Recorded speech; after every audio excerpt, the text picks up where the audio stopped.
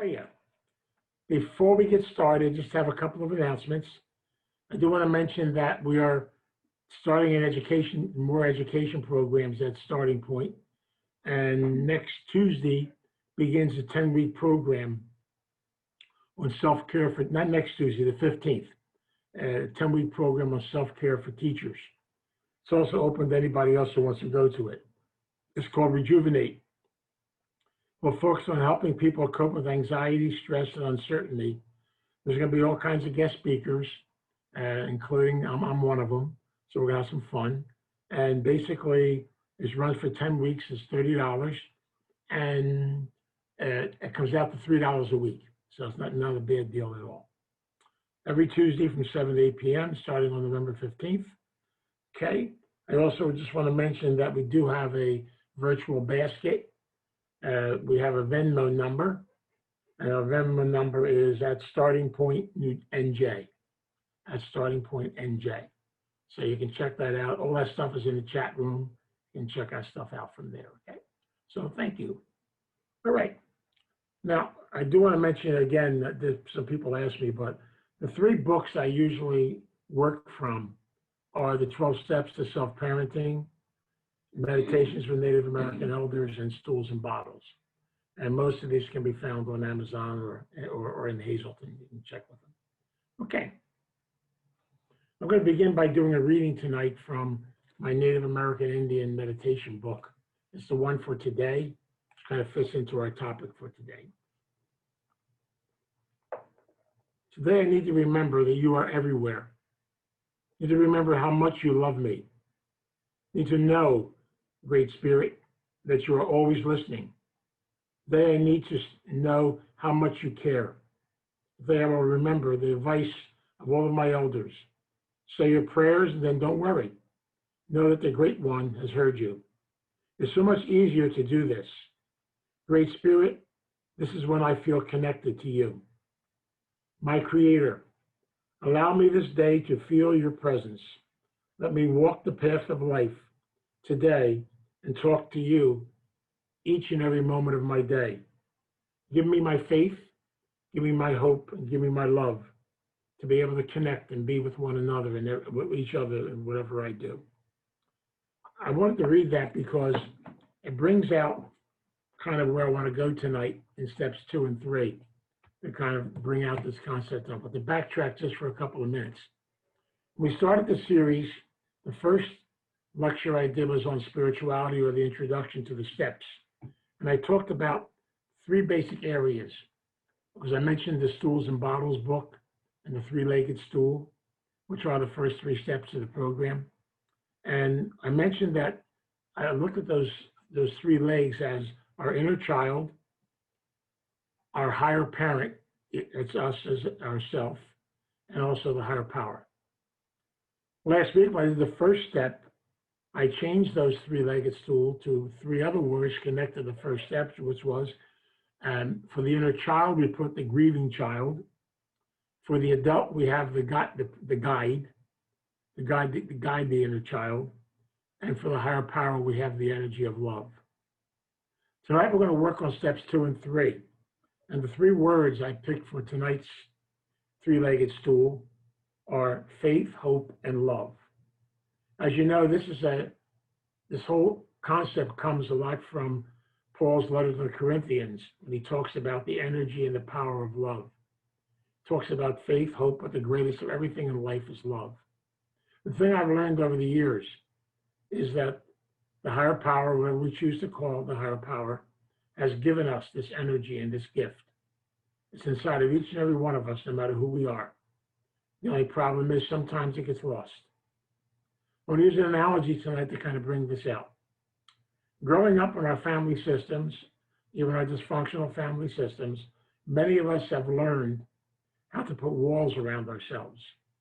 We basically put ourselves into our own personal prison. And prison always has walls.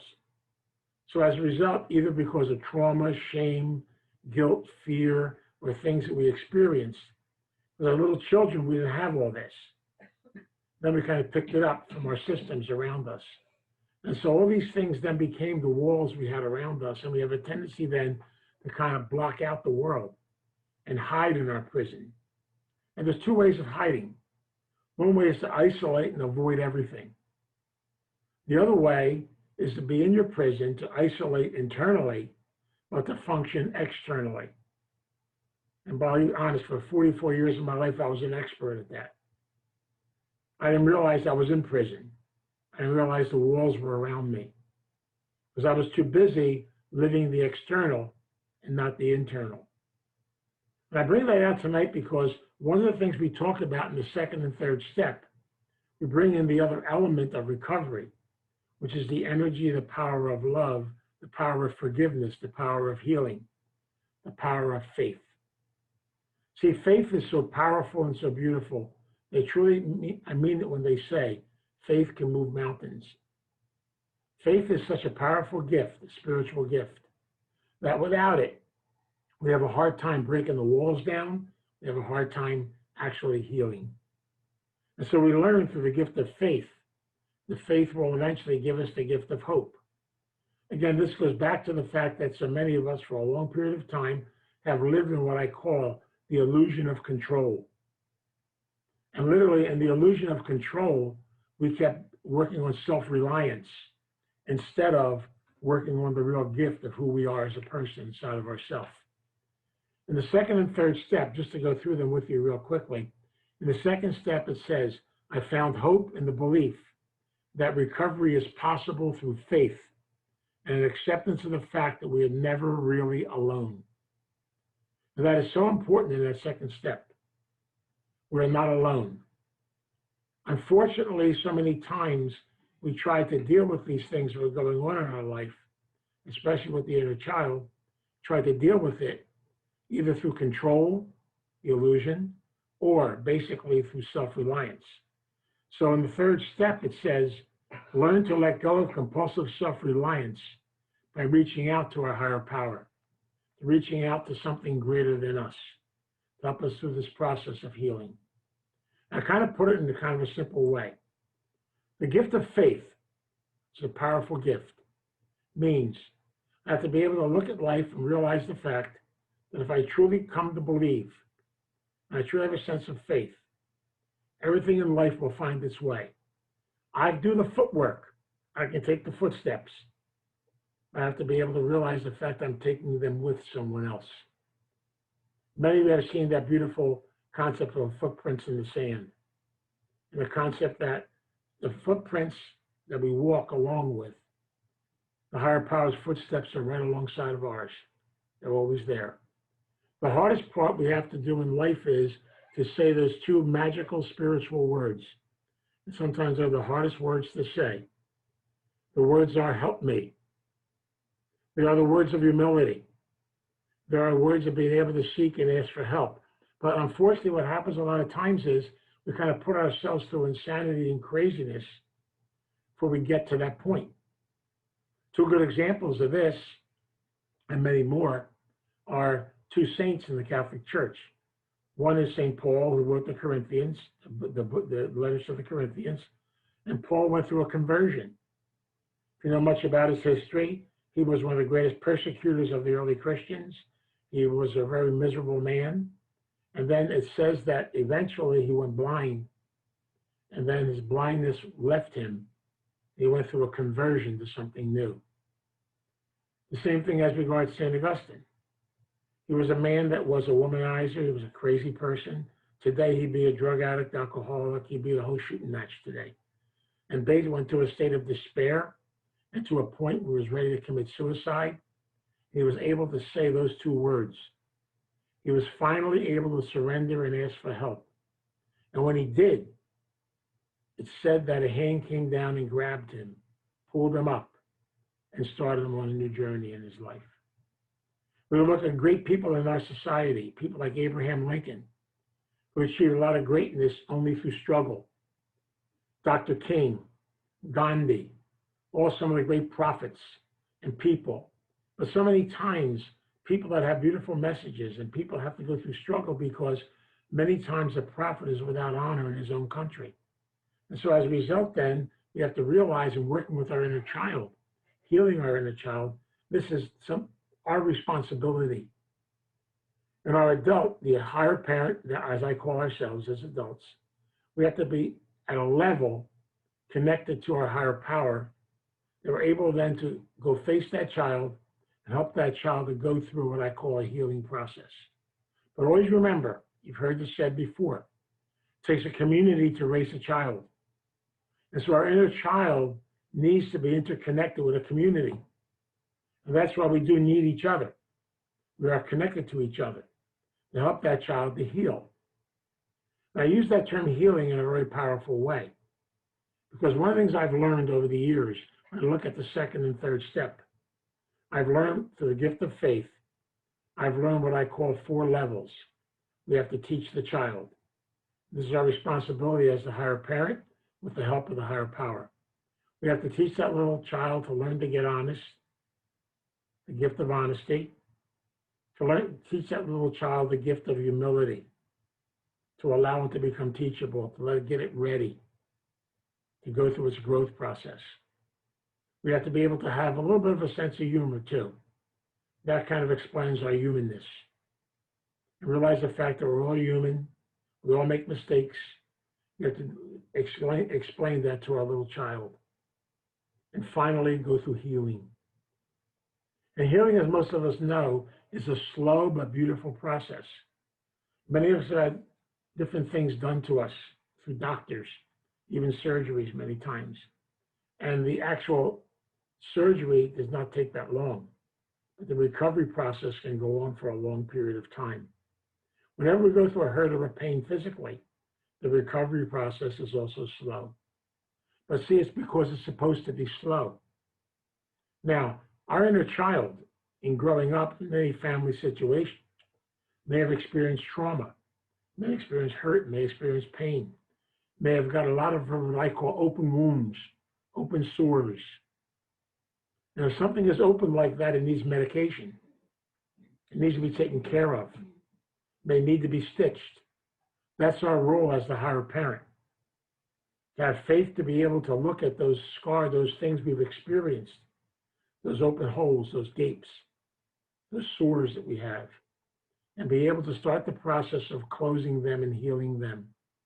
And with God's help, with the higher power's help, with the concept of being able to go through this healing process, eventually those sores and those wounds, if we're able to begin the process of dismantling those walls, taking that child out of the prison, then basically that child begins to experience the gift of freedom.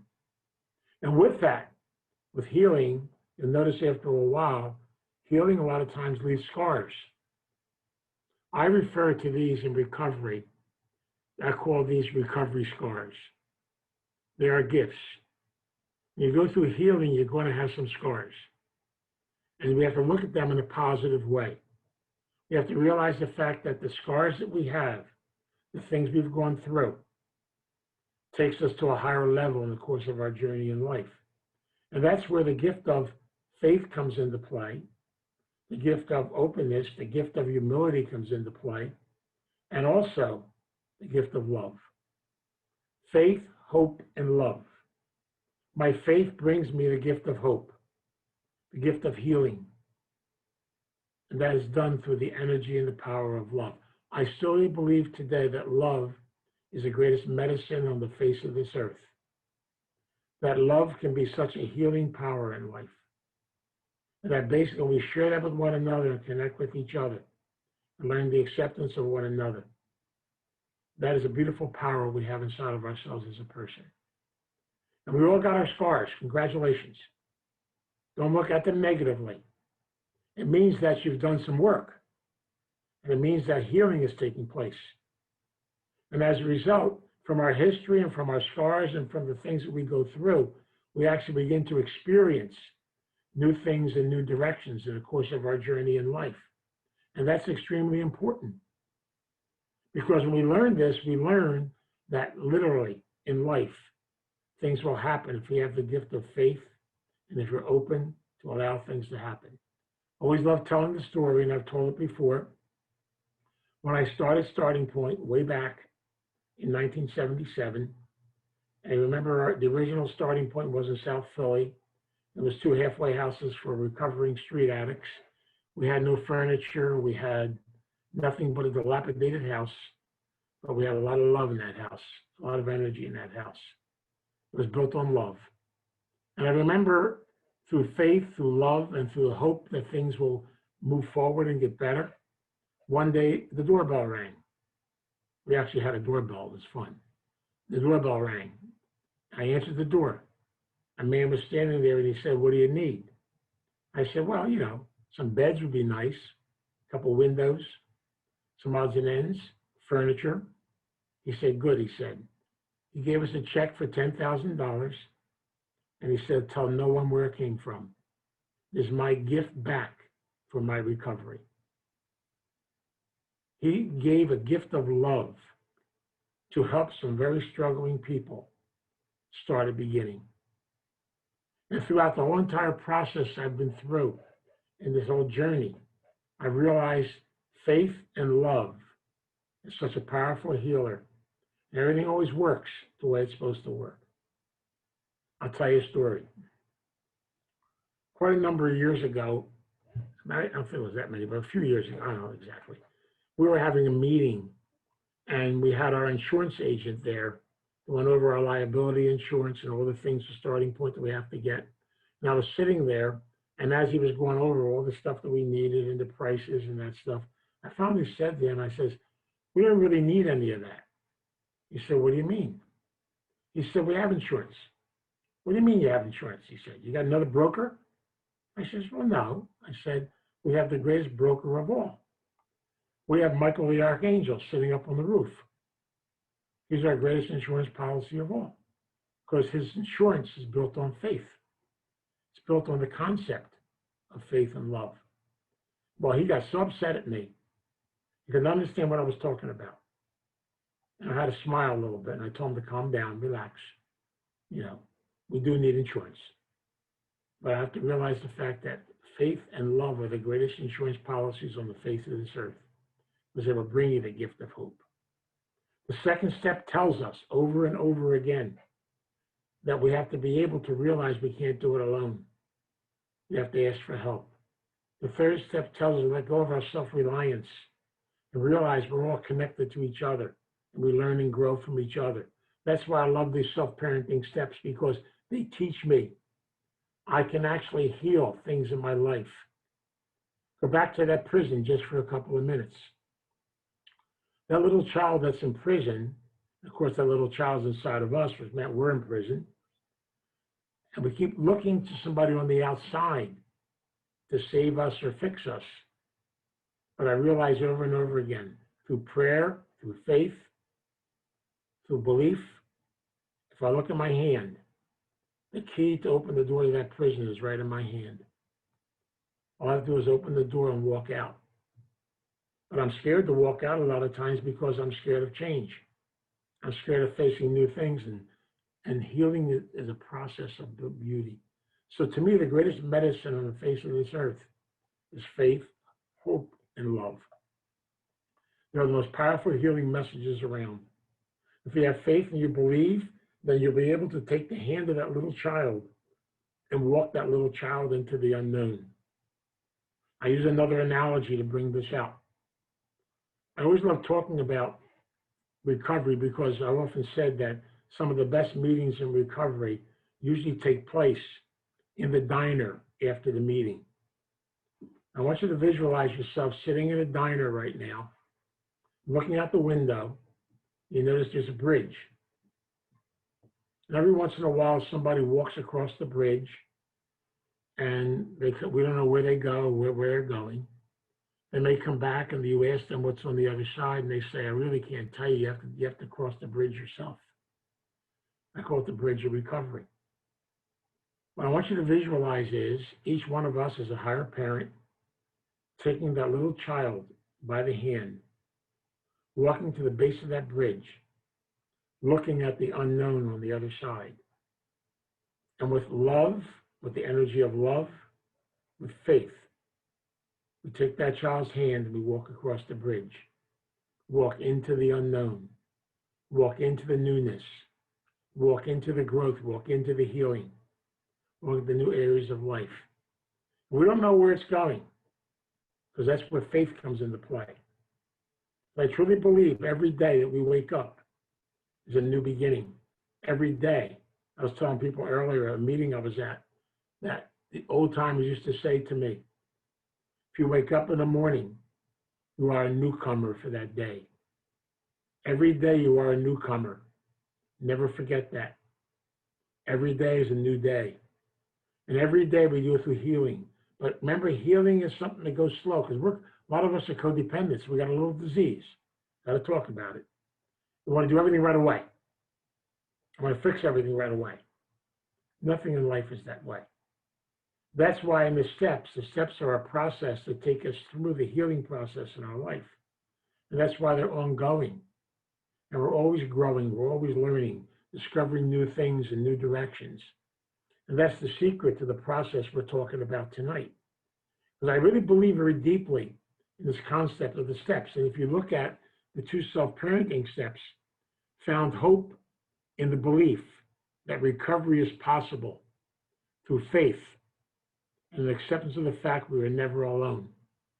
Recovery is possible through the gift of faith, through the energy and the medicine of love to give us hope for things in the future. They even tell us in our 12-step program that from every experience we go through in life, we have to be able to tell this to our inner child. To hold that little child's hand, to pick that child up and hold that child in our arms. To that little child. We've all gone through so much together. We are no longer going to be in prison. We're no longer going to keep stuff inside. We're going to be able to share, to open up. We're going to be able to experience who we are, to get to love who we are and celebrate who we are. We're going to be able to experience the power of healing, the power of love. If we experience that, then we'll be able to continue to grow, to continue to learn. And the bottom line is you're never done. Please don't ever be done. I think it's so sad when somebody says they're done. You know, I joke a lot, but it's not a joke to me. I figure I'll be done about 10 years after I'm dead. But for real good, healthy codependence, it's 50 years after you're dead. You gotta keep growing. You gotta keep learning. Because remember, I told you this so many times. Your spirit makes you who you are. Your body is only a casing. You can take 95 tons of anti-aging cream. You're still going to age. Congratulations. If you don't believe it, hang around for a while. And the bottom line is, you never age if you're growing internally. That old saying about you get younger as you get older is because if you go through experiences, if you go through healing, if you go through new directions and things in your life, then you know what happens so beautifully? You begin to realize the fact, I'm not alone. There's a power greater than me guiding me and being with me on my journey. And that's where the gift of faith comes into play, the gift of belief. And then I have to learn that my compulsive self-reliance, I have to let it go. That's why that 3rd step tells us, let go. We're not in charge. There's an old saying, you probably heard it a lot of times, it goes like this. I can't, he can, I'm going to let him. I can't. That's the 1st step of the program. It means I'm powerless. I can't. He can. The higher power can guide me and be part of me. So if I'm going to be a higher parent and have a strength as an adult to heal that child, to heal the hurts, the pains, the things that go on inside of me, then I have to be able to take that 3rd one. I'm going to let him. I'm going to let go. I'm going to allow the higher power to be part of my journey and part of my life, and to allow me to begin to realize these first 3 steps are the foundations of everything we do in the course of our journey. And these steps, to me anyway, are one of the greatest spiritual gifts God has ever given me. Because to me, these steps are the simple principles of life to live by. And it's not a course. I know when I first came into recovery, I remember I thought it was a course. It's not a course. It's a way of life. And every day you experience new things and new directions. You go through changes. And I hope to God and I pray every day for every one of us that we do not stop, that we keep discovering. We're going to make mistakes. We're going to fall back. We're going to fall forward. We're going to go back and forth. It's going to be part of the journey. We're going to lose our balance, and we have to come back and get it again. We're going to go through some physical sickness, emotional sickness.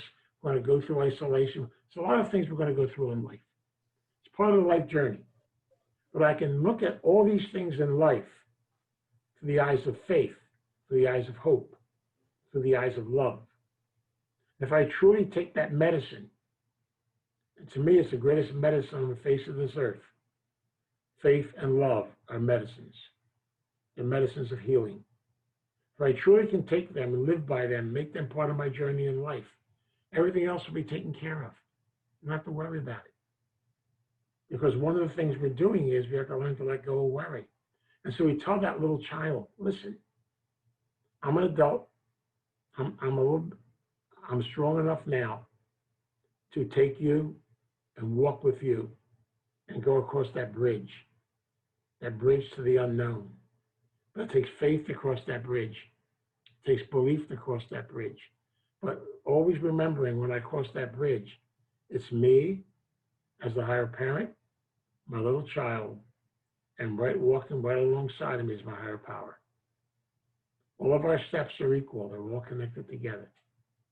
And that's why, deep down inside, we can get involved in all the insanity of the world around us. And the world around us is insane. It always will be. And things will come and things will go. We get caught up in it if you want to. But eventually you have to let that go too. And just realize we're on the journey of life. If you live that journey in faith, hope, and love, everything else comes into play. And that's where we learn that concept of that third step, to let go and realize the fact we don't have to be self-reliant anymore. I don't know about you. I get tired sometimes of feeling I've got to always be in control of everything. Why? Somehow, some way, something works out. It's amazing how it goes. And that's where faith comes into play. And so look at yourself in a positive way tonight. And begin to realize in these first three steps, we're experiencing powerlessness. What a gift. We're surrendering by being able to say, help me. We're experiencing the gift of faith as we come to believe that deep down inside I have the power to help this little child to heal.